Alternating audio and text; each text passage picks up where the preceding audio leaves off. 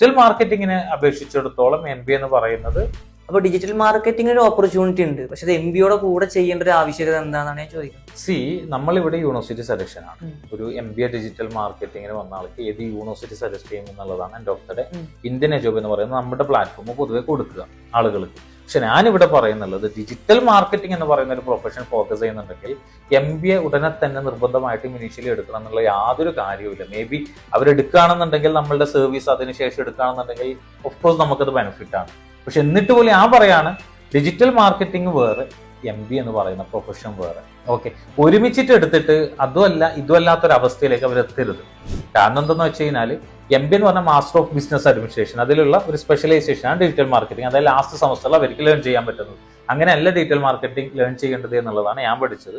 Digital marketing എന്ന് പറയുന്ന ഒരു 6 മന്ത് ഒരു കമ്പനിയിൽ പോവുക, ആസ് എ ഇന്റേൺ ഒരു 3 മന്ത്സ് വർക്ക് ചെയ്യുക, ഒരു 3 മന്ത്സ് ഒരു ജോബ് ട്രെയിനിങ്ങിൽ വർക്ക് ചെയ്യുക, എന്നിട്ട് മാക്സിമം ലേൺ ചെയ്യുക, എന്നിട്ടൊരു പ്രൊഫഷനിലേക്ക് എത്തുക, എന്നിട്ടൊരു പ്രൊമോഷൻ പീരീഡ് ഒക്കെ ആകുമ്പോഴേക്കും ഡിജിറ്റൽ മാർക്കറ്റിങ്ങിന് വേണ്ടിയിട്ട് ഒരു MBA എന്ന് പറയുന്ന പ്രൊഫഷൻ, അതായത് പോസ്റ്റ് ഗ്രാജുവേഷൻ എടുക്കുക.